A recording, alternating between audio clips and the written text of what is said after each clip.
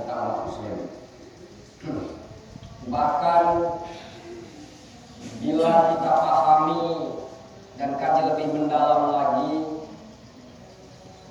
bisa jadi bukan penting, tapi syukur ini bagian yang terpenting bagi seorang muslim bersanding dengan keimanan. Karena semata-mata karena Allah jualah mengizinkan atas segala sesuatu, termasuk hanya karena izin Allah jualah kita diberi kesehatan dan kesempatan sehingga kita bisa memenuhi panggilan Allah, melaksanakan kewajiban kita menunaikan sholat Jumat secara berjamaah di Masjid Taqwa Muhammadiyah RS Sriwijaya ini. Salawat dan salam juga jangan pernah terhenti. Mari terus kita sanjungkan kepada baginda Rasulullah SAW yang telah bersusah payah berupaya sekuat tenaga memikirkan kita, umatnya, kebahagiaan kita, dan sebagai rasa terima kasih, mari kita terus berselawat kepadanya dengan harapan kita akan mendapat syafaatnya di yaumil kiamah kelak. Saudara hadirin jamaah Jumat rahimakumullah, mengawali khutbah Jumat ini, khatib akan mencoba berbagi sebuah cerita yang semoga dari cerita ini bisa menggugah hati kita untuk terus memperbaiki hati kita, yang berdampak akan memperbaiki pola tingkah laku, manajemen hati kita dan akhlak kita. Suatu hari di sebuah perjalanan di dalam bis kota, duduk seorang wanita muda cantik loh, duduk dengan tenang sembari menikmati perjalanannya. Tak lama berselang, naiklah seorang wanita sudah tua, caknya agak cerewet caknya. Kalau bahasa anak milenial sekarang jutek mungkin, dengan banyak yang bawaan, yuk kardus, yuk tas segala macam, naik duduk di sebelah wanita muda tadi. Tanpa memikirkan orang lain, dia naruh barang-barang yang banyak itu seenaknya saja di atas kursi. Jadi walaupun wanita muda tadi sudah bergeser, namun masih terimpit oleh barang-barang yang banyak tadi antara jendela dan barang-barang wanita tua tadi.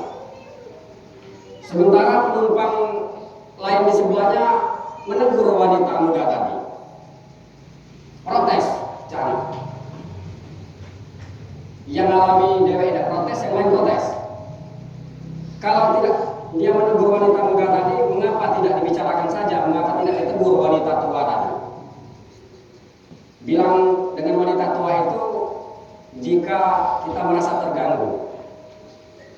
Namun dengan santun dan tenangnya wanita muda itu menjawab, rasanya tak perlu bersikap kasar, menunjukkan arogansi, lalu beradu argumentasi untuk hal-hal yang sepele seperti ini. Sementara perjalanan kita bersama ini sangatlah singkat. Di pemberhentian bis di depan nanti saya akan turun. Tak lama berselang sampailah bis kota itu di pemberhentian, lalu wanita muda itu tadi turun dengan anggun dan segala bijaksanaannya. Dari cerita singkat tadi, mungkin perlu kita garis bawahi jawaban wanita muda itu, dan bahkan mungkin perlu kita tulis dengan tinta emas atas jawaban wanita yang sangat bijak tadi, yaitu kita tidak perlu berdebat untuk sesuatu hal yang sepele, sementara perjalanan kita bersama amat sangatlah singkat. Jika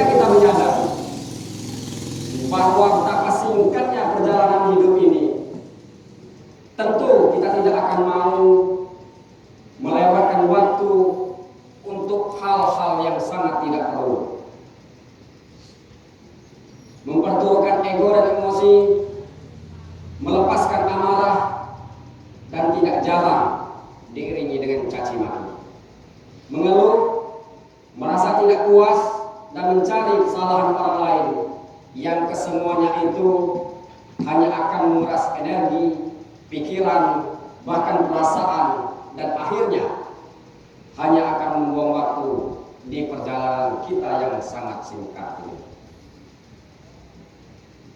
Dalam menjalani hidup ini, sering kita jumpai, kita temui, bahkan harus kita hadapi hal-hal yang sangat-sangat sepele, namun dapat memancing emosi dan amarah kita, apalagi jika sudah dikaitkan atas nama harga diri dan martabat kita.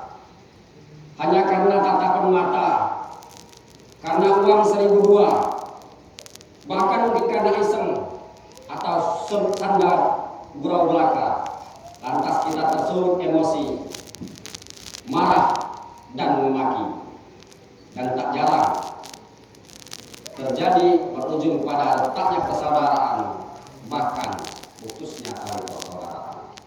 Untuk itu, mari terus kita memperbaiki hati, berusaha sekuat tenaga untuk dapat mengontrol emosi, agar kita dapat seefektif mungkin memanfaatkan waktu dalam menjalani dan yang terpenting menikmati perjalanan hidup ini.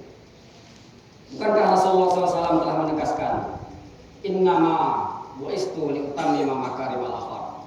Sesungguhnya aku diutus hanya untuk menyempurnakan akhlak manusia. Dan Allah Subhanahu wa taala pun sangat-sangat mengagumi pribadi Rasulullah SAW dengan firman-Nya, wa innaka la'ala khuluqin azim. Sesungguhnya ada pada dirimu, wahai Muhammad, yaitu pribadi yang sangat agung, yang tentunya menjadi acuan, menjadi suatu keniscayaan, dan menjadi acuan kita untuk mencontoh pribadi-pribadi agung Rasulullah SAW. Dan fakta membuktikan dakwah Rasulullah SAW berhasil berkembang pesat melalui dakwah bilhal, yaitu dakwah melalui akhlak. Semoga khutbah singkat ini dapat membawa manfaat bagi kita semua dalam rangka terus menerus memperbaiki hati kita, agar kita dapat menjalani, memanfaatkan waktu sisa dalam menjalani hidup ini dengan seefektif mungkin dan sebahagia mungkin.